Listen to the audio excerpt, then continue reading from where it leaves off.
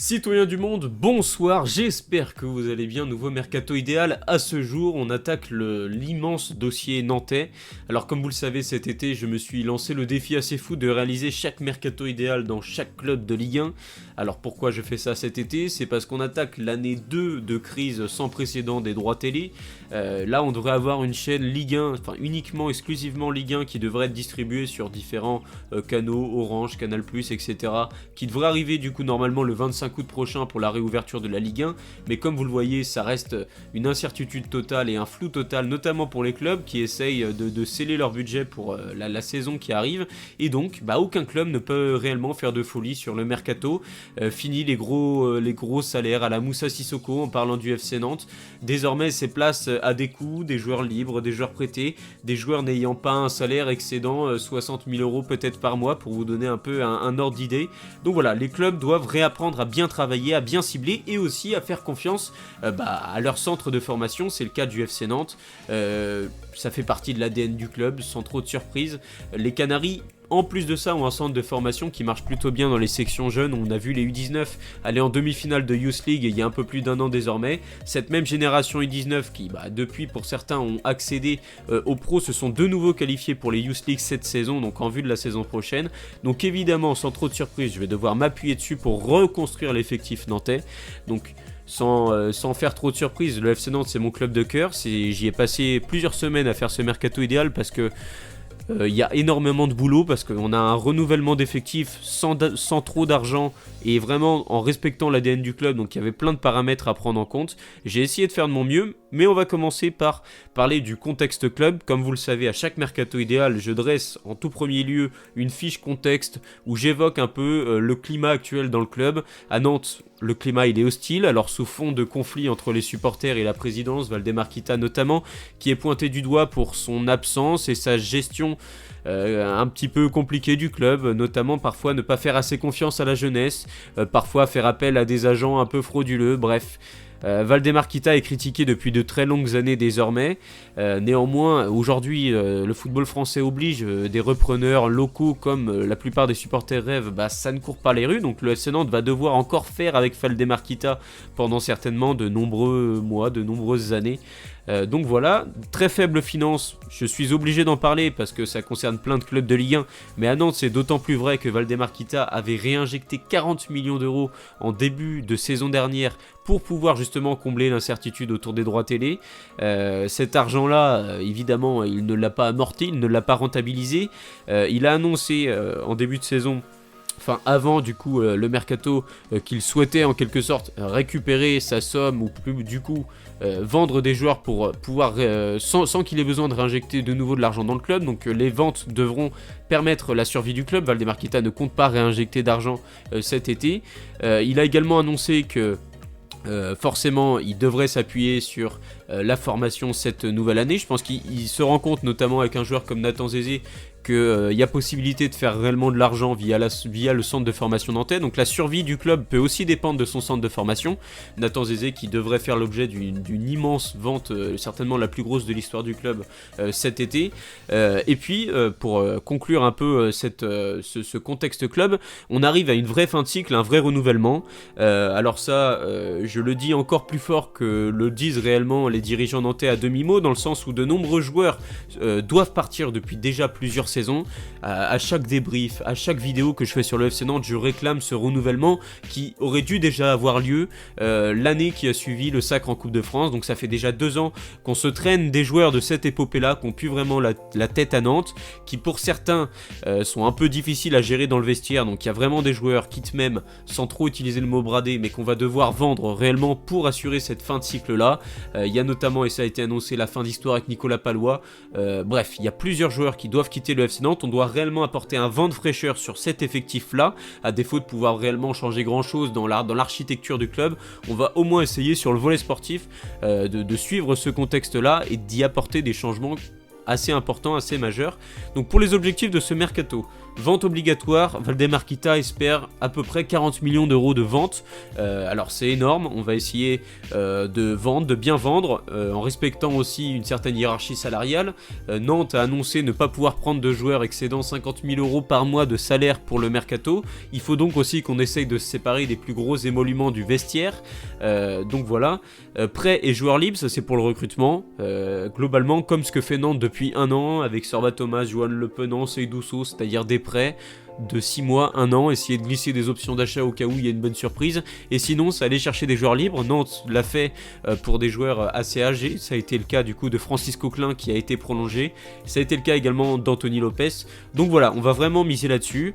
Évidemment ça m'a pris énormément de temps pour préparer ce mercato, parce que construire un nouvel effectif, faire un renouvellement d'effectifs sans le moindre argent, juste à partir de prêts et de joueurs libres, j'ai dû partir un peu loin, je suis allé chercher très très loin dans ce que j'avais vu au courant de l'année, je me suis bouffé un nombre de matchs assez important, et vu que Nantes est mon club de cœur, je m'y suis d'autant plus investi, je me suis plus que jamais mis dans la peau d'un recruteur, donc voilà, et puis j'ai mis éviter l'isolement de joueurs, je l'avais déjà évoqué quand j'avais fait un mercato idéal sur Nantes l'année dernière, je pense à un joueur comme Douglas Augusto qui souhaite partir, j'ai envie de dire normal, il ne parle pas français, c'est le seul brésilien du vestiaire.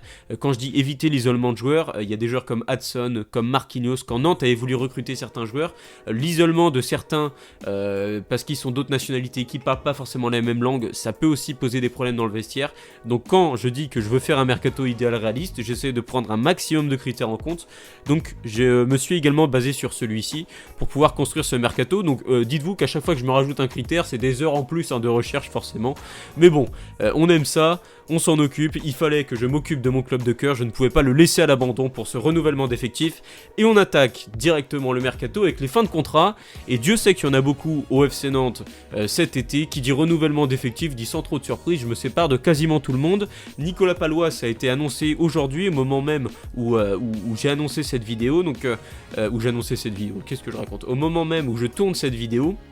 Donc aujourd'hui on est le mercredi 11 juin pour terminer un peu avec le contexte. L'équipe vient d'annoncer que Luis Castro sera l'entraîneur du FC Nantes la saison prochaine, et qu'il travaillait déjà sur le mercato depuis plusieurs jours.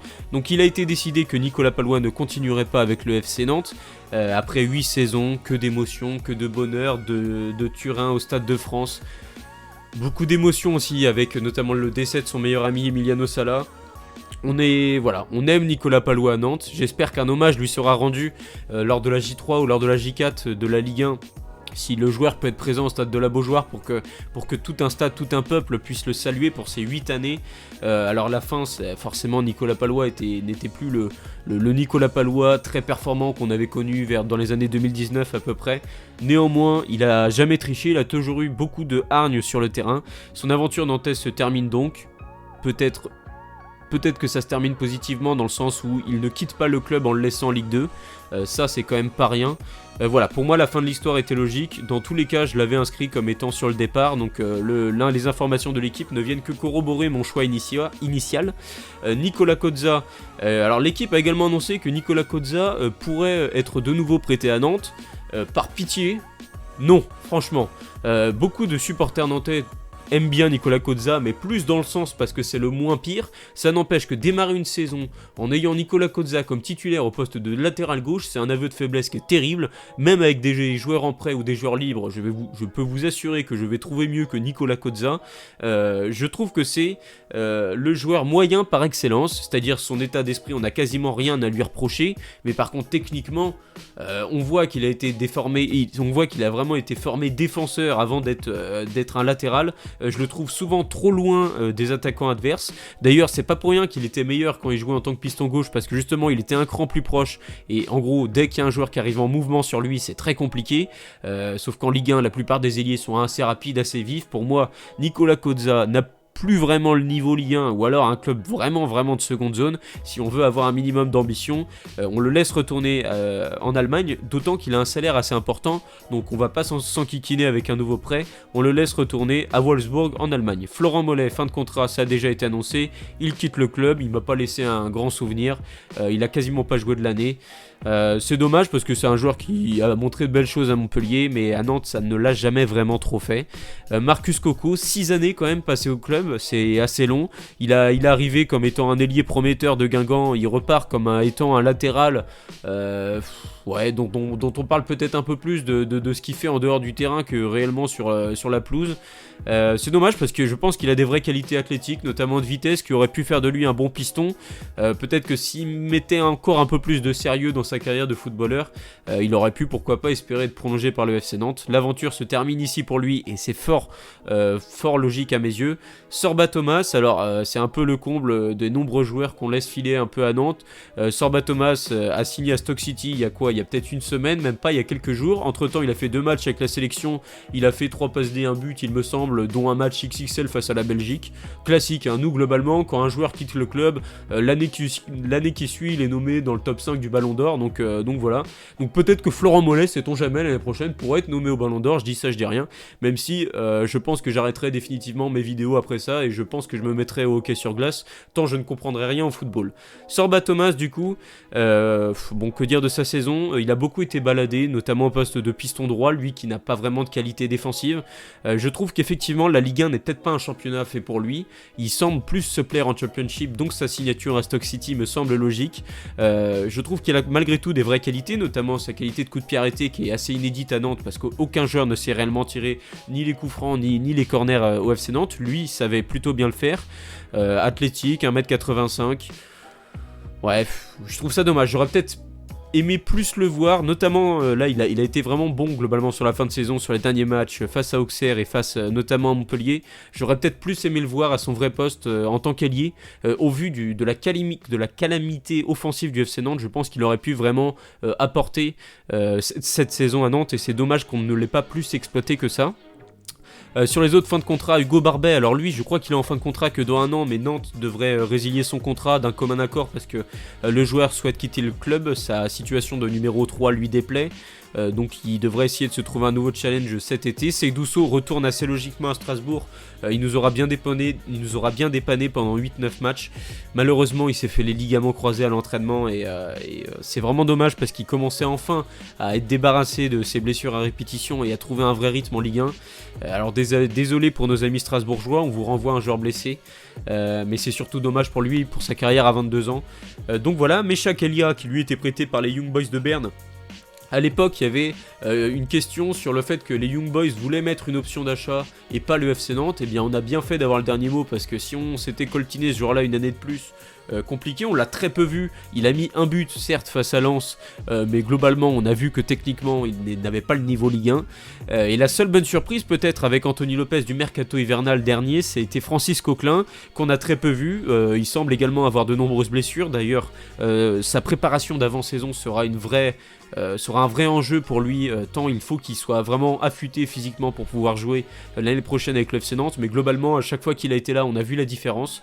Bref, toute son expérience, les années passées à Arsenal, à Valence, à Villarreal, on l'a vu et on le voit encore sur le terrain. Il a de bons restes, notamment techniquement, c'est un profil qu'on n'a pas. Le FC Nantes a d'ores et déjà annoncé l'avoir prolongé une année de plus, donc on suit ce que fait le club et on valide fort parce que Francis Coquelin c'est une des belles surprises du mercato hivernal dernier côté nantais. Au niveau des départs, là, c'est le grand ménage, à commencer par Alban Lafont, qui est un des plus gros salaires du vestiaire, qui désormais se contente de jouer avec la Nationale 2, où il dit, la Nationale 3, donc l'équipe réserve du FC Nantes, où il dit prendre du plaisir à encadrer les jeunes, etc. Ça n'empêche que pour un joueur qui était, pour un international français, pour un joueur qui était coté à 20 millions d'euros il y a encore 2 ans, pour un gardien comme lui, bon, il a rien à faire en National 2, surtout avec un salaire, je crois l'équipe avait annoncé à hauteur de 150 000 euros par mois. Je connais très peu de joueurs de National 3 touchant ce type de salaire. Bon, bref, après ça, son salaire, c'est son agent qui le négocie avec le club, c'est aussi le club qui lui a donné en voulant le sécuriser. Sauf qu'à force de le sécuriser, bah t'as sécurisé un gardien qui avait plus vraiment la tête à Nantes. 2,5 millions d'euros, je pense qu'on peut obtenir une vente. Watford était potentiellement intéressé l'hiver dernier. Au vu de son salaire, je pense que Nantes ne pourra pas en tirer au-dessus de 2,5 millions d'euros. Alors c'est évidemment très triste quand on sait que Nantes aurait pu en tirer au moins x5 ou x6 il y a encore quelques années. Mais bon, c'est comme ça. On se rattrape en quelque sorte sur la vente d'un jeune joueur formé au club, très prometteur, 1m90, gaucher, tout ce que les Anglais aiment. Bournemouth s'intéresse notamment à lui. Nathan Zézé Eze. Alors il pourrait y avoir un phénomène d'enchère, et vu que c'est la première ligue, les 20 millions réclamés par le FC Nantes, on devrait les atteindre assez facilement.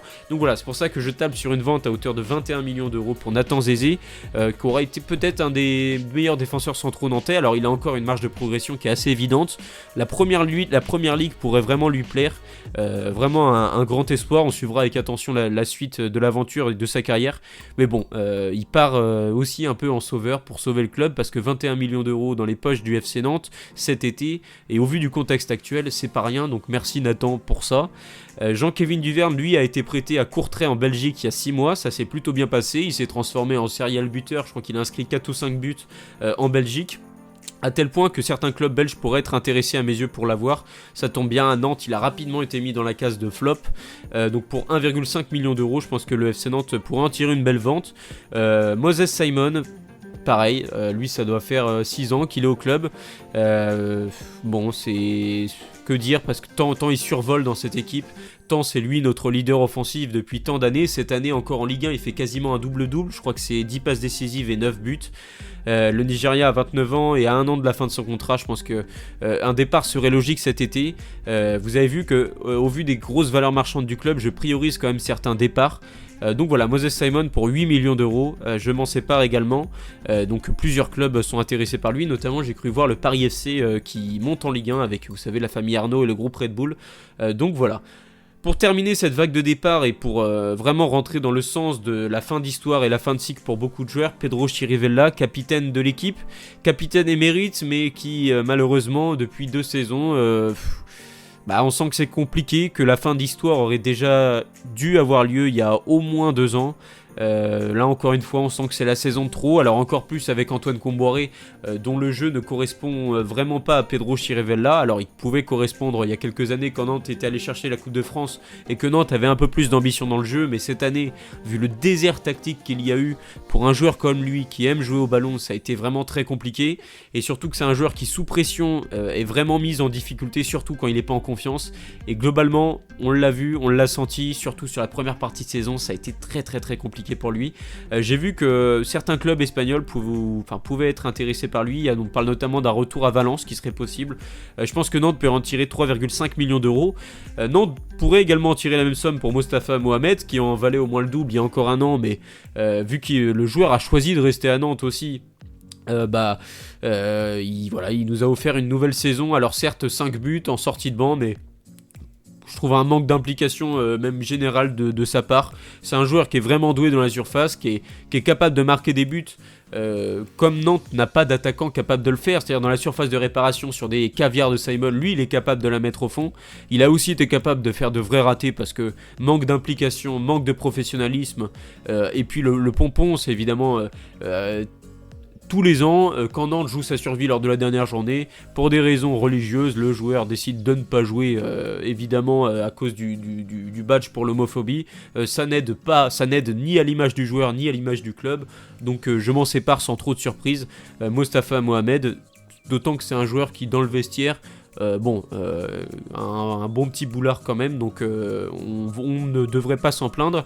Un autre départ dont on ne devrait pas se plaindre, c'est celui de Jean-Charles Castelletto. Pareil que Chirivella, ça fait au moins 2 ans que ça le fait plus vraiment. Cette année, quand Nantes avait l'occasion de, pourquoi pas en début de saison, espérer une saison plus tranquille, quand Nantes a aligné quelques bons résultats, c'est lui qui nous a plongé dans la crise, à force de concéder des pénaltys, de faire des erreurs un peu stupides. C'est un joueur que j'ai jamais trouvé bon dans une charnière à 2. Je l'ai toujours préféré quand il était axial droit dans une charnière à 3, mais bon, on va pas changer tout un schéma tactique pour lui, d'autant que pareil, dans le vestiaire, ça...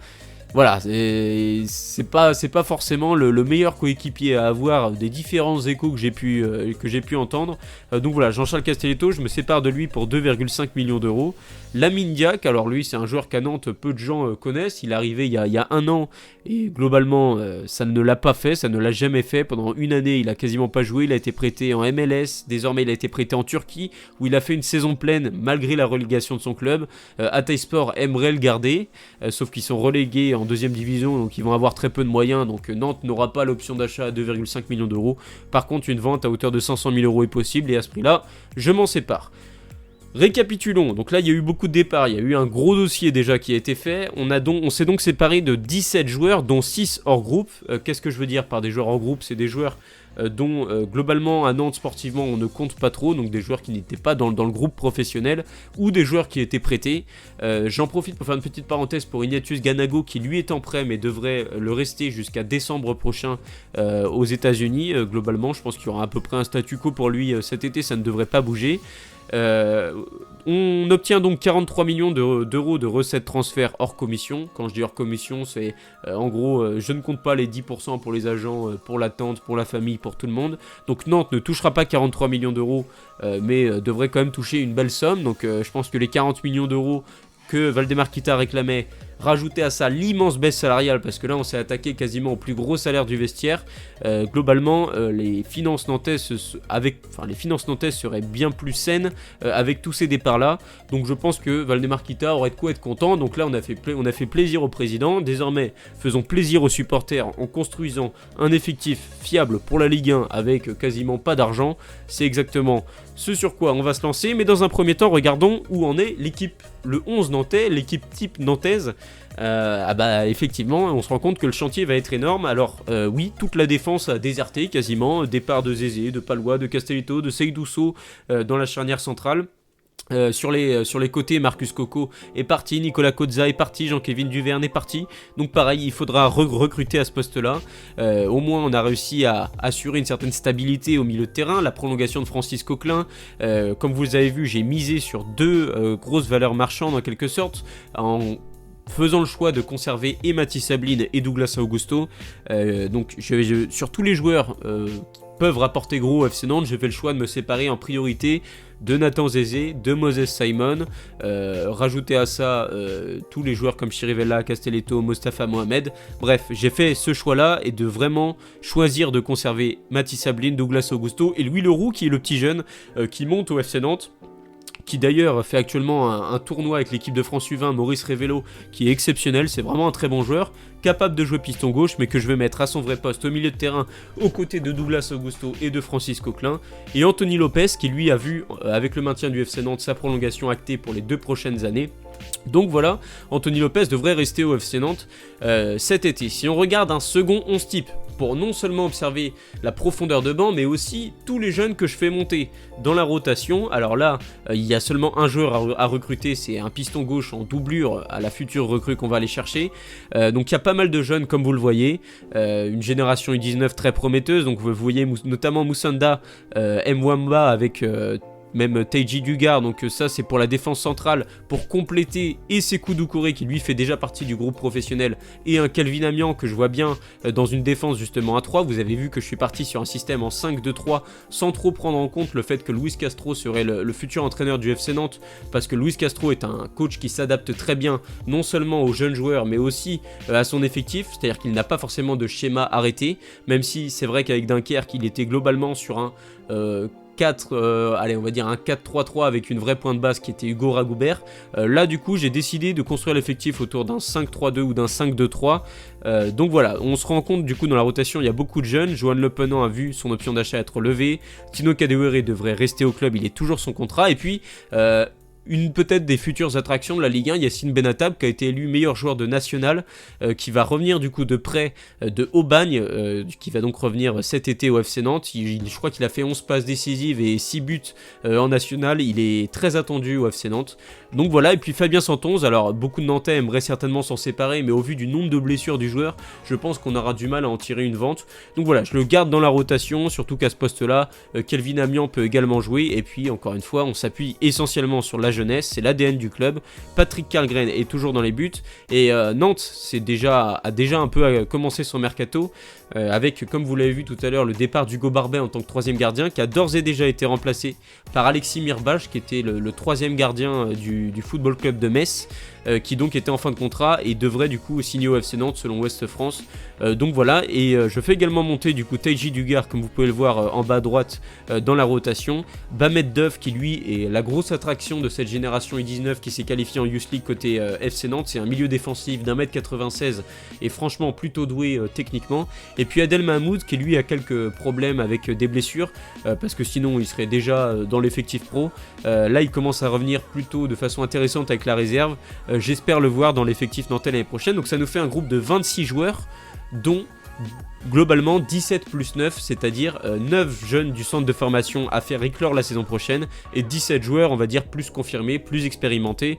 À mes yeux, l'équilibre est vraiment bon, et ça me fait plaisir de savoir que si dans l'effectif, si dans l'équipe type numéro 1, il y a une blessure ou suspension, etc., derrière, tu dois faire confiance à de la jeunesse, et au FC Nantes, en plus de ça, on a un centre de formation assez magique, il faut qu'on s'appuie dessus, donc c'est exactement ce que j'ai fait. Néanmoins, on a du boulot sur le mercato, 7 joueurs à aller chercher, un défenseur central titulaire axial dans ma défense à 3, donc quelqu'un qui serait vraiment au milieu, assez grand, assez solide défensivement, un axial droit titulaire, un axial gauche titulaire également, de toute façon on refait toute la défense, un piston droit, un piston gauche doublure à mettre en concurrence grosso modo, et puis un buteur polyvalent pour épauler notamment Mathis Ablin dans une attaque à 2, on le sait, Ablin avec un autre attaquant, il a parfois fait des choses vraiment intéressantes, et j'aimerais vraiment construire cet effectif autour de lui.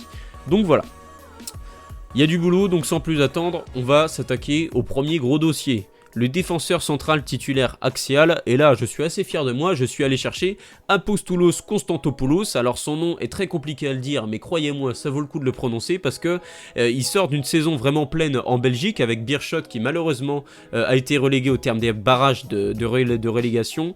Malgré tout, tout au long de la saison je l'ai vu monter en puissance, ce jeune défenseur de 22 ans, il est très grand, je crois qu'il doit faire 1m88 ou 1m89, il fait partie des meilleurs intercepteurs du championnat, celui qui réalise du coup le plus d'interceptions par match.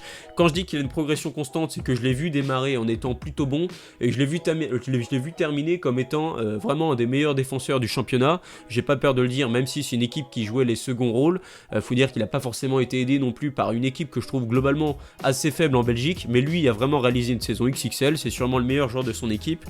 Il est libre, j'ai vu que l'AEK Athènes surveillerait de loin son profil. Je n'hésite pas, je pense que le joueur pourrait être intéressé à l'idée de tenter un challenge en Ligue 1, je fonce directement sur lui. Il n'a pas un salaire énorme vu qu'il jouait dans un club de seconde zone en Belgique. Il y a une vraie possibilité de revente parce que c'est un jeune joueur, et on sait que ça fait partie des choses importantes pour les clubs de Ligue 1 certes on s'est séparé de beaucoup de joueurs qui étaient bankable, mais de recréer des nouvelles valeurs marchandes. Donc voilà, pour moi Tolis Konstantopoulos ça colle parfaitement avec ça. Donc voilà, je vais chercher Apostolos Konstantopoulos à Beerschot. J'adore ce joueur, je vous invite à aller voir ses matchs, notamment sur la fin de saison où il a été vraiment très bon. D'ailleurs il a même marqué face au Cercle de Bruges un doublé sur corner. Donc voilà, c'est un joueur qui marque des buts, qui sait se montrer décisif. Il a évidemment encore des axes de progression assez évidentes, notamment dans ses duels aériens, mais que ce soit par la passe ou dans ses interceptions, il est vraiment intéressant.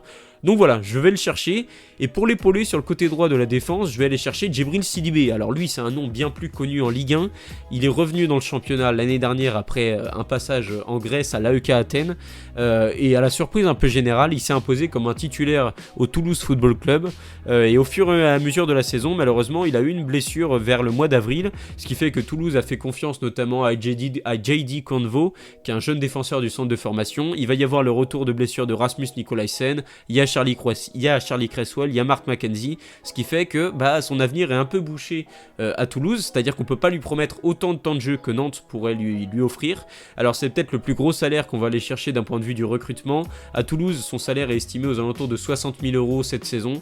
Alors peut-être on pourrait le négocier à la baisse et rentrer, on va dire, dans la limite max des 50 000 €. Néanmoins, voilà, 63% de duels gagnés cette saison en Ligue 1, c'est le meilleur tacleur de son club, et surtout, il nous fallait dans cette défense centrale un joueur qui connaisse la Ligue 1, un joueur qui a de l'expérience, un peu un vice-capitaine, puisque peut-être que le capitaine la saison prochaine du FC Nantes ce sera Anthony Lopez. C'est pas toujours évident pour un gardien d'aller tout le temps parler à l'arbitre, donc voilà, au moins on devrait avoir Djibril Sidibé qui pourrait prendre ce rôle.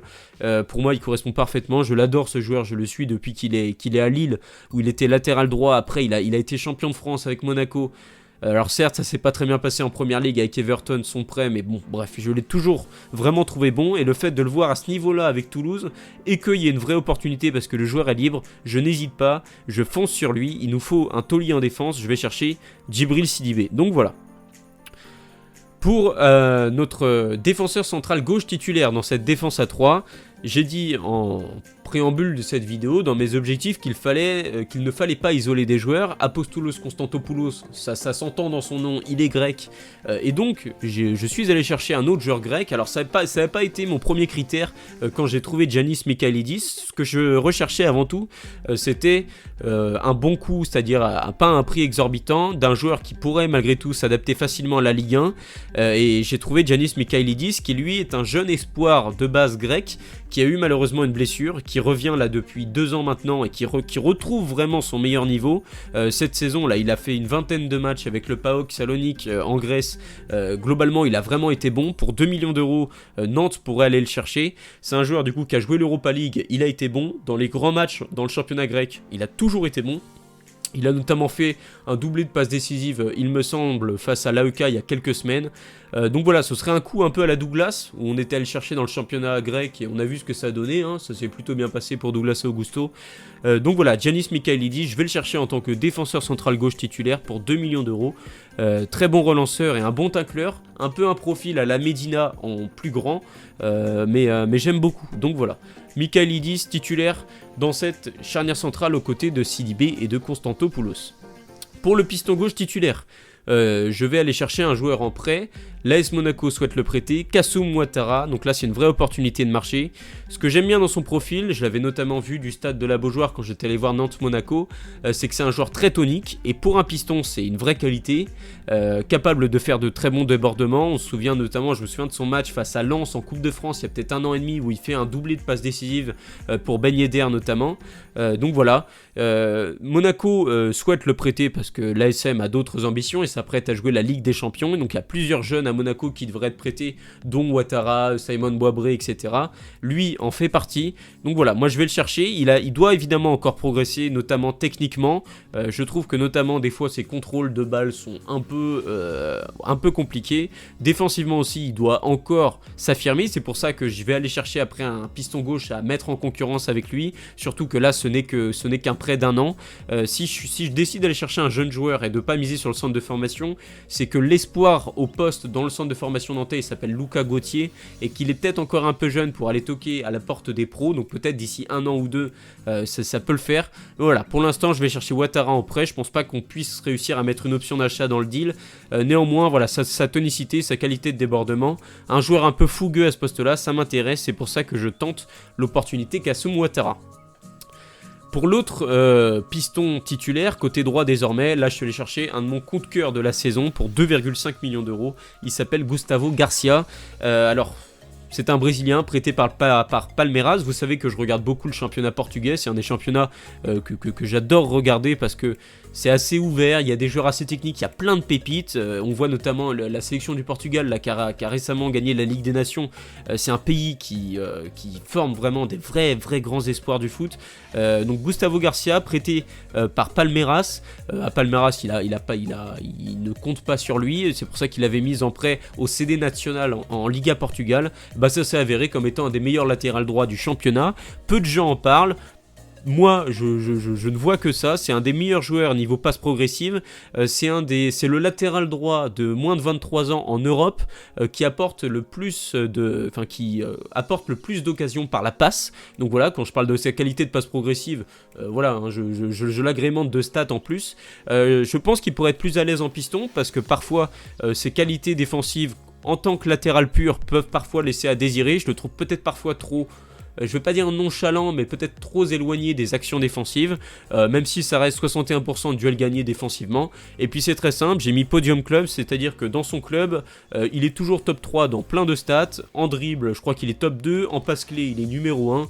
Bref, Gustavo Garcia, un des meilleurs latérales droits du championnat portugais. Je vous incite vraiment à vous intéresser à son profil. C'est un de mes coups de cœur depuis 6-7 mois maintenant. Donc voilà, je mets les 2,5 millions d'euros nécessaires à son recrutement. Et croyez-moi, après ça, je ne vais plus dépenser 1 euro. Et je vais chercher toujours au Portugal notre fameuse doublure au poste de piston gauche. Donc quand je parlais de joueurs comme Michailidis pour pouvoir compléter Constantopoulos pour pas que ce soit le seul grec de l'effectif, Douglas Augusto était le seul brésilien de l'effectif. Je suis allé chercher Gustavo Garcia qui est brésilien. Je vais chercher un autre brésilien, Weverson, qui est libre de tout contrat, qui sort d'une belle saison au Portugal. Il peut jouer et piston et latéral. Il a encore évidemment une progression attendue, notamment dans la relance. Je trouve que notamment sur ces longs ballons, il laisse un peu parfois à désirer. Par contre, il fait 1m85, il est rapide, il est très athlétique. On sait que le championnat, c'est un championnat qui est quand même assez intense physiquement. Lui, il a du répondant. Donc voilà, je voulais avoir un joueur sous contrat à ce poste-là parce que Ouattara ne sera qu'en prêt. Donc si lui parvient à devancer Ouattara dans une potentielle hiérarchie, la saison prochaine, on sera content de l'avoir peut-être en tant que titulaire. Donc voilà, Weverson, assez intéressant. Il doit encore progresser, il a 25 ans. Mais voilà, je vais vraiment le chercher en tant que doublure. J'aime beaucoup ce qu'il a fait avec Arouca, qui est une des équipes surprises au Portugal. Donc voilà. Et puis, le dernier recrutement, lui a un visage un peu plus connu de la Ligue 1, c'est Jérémy Le Doiron, qui sort d'une saison un peu en échec avec Palerme, qui souhaiterait s'en séparer. Malgré tout, il a quand même inscrit 6 buts en sortie de banc, parce qu'il n'a jamais vraiment été un titulaire en puissance en Série B, donc en deuxième division italienne. Pourtant, ils avaient investi 4,5 millions d'euros sur lui il y a moins d'un an. C'est un joueur qui, il y a 2 ans, avait inscrit 10 buts en Ligue 1, avec un ratio de 1 but toutes les 200 minutes. C'est à peu près un ratio qui tient encore cette saison en Série B. Un joueur très bon, notamment sur les duels aériens, très combatif. Comme là à Nantes, avec la formation, avec Ablin, on a des jeunes joueurs assez talentueux, assez fins techniquement. Je voulais aussi rajouter un joueur un peu plus tranchant, un peu plus droit au but comme l'OM, quoi, en gros, combatif, qui en plus de ça connaît la Ligue 1. Il y a peu de visages que je suis allé chercher qui connaissent la Ligue 1, forcément, question de finances. Je pense qu'il a une vraie compatibilité 5-3-2, surtout si on l'associe avec quelqu'un comme ça avait déjà été le cas à Brest où il était associé avec Steve Mounier. Si on l'associe avec quelqu'un en pointe, en général, il est meilleur. Donc voilà, je pense que ça peut être une vraie bonne surprise en prêt avec option d'achat. Je vais le chercher. Donc voilà. Regardons désormais, du coup, notre 11 type nantais avec le recrutement qu'on vient de faire. On retrouve du coup notre charnière centrale assez novatrice avec 2 Grecs, Giannis Michailidis, un de mes coups de cœur du coup de ce recrutement, Tolis Konstantopoulos que je suis allé chercher à Beerschot en Belgique, et puis Djibril Sidibé un peu en termes d'expérience pour orchestrer cette défense là. Donc voilà, franchement je trouve qu'on s'en sort plutôt bien sur les côtés. Kassoum Ouattara, Gustavo Garcia, des jeunes joueurs, on a besoin de jeunes joueurs dans le sens qui ont de l'endurance, qui sont capables d'enchaîner les efforts. Donc je me suis concentré sur ces profils là. Le milieu de terrain, ça n'a pas bougé. Louis Leroux comme étant le profil un peu plus offensif. Douglas Augusto, Francis Coquelin pour pressing, récupération du ballon. Je pense que les deux, on a vu à Nantes qu'ils répondaient vraiment présents.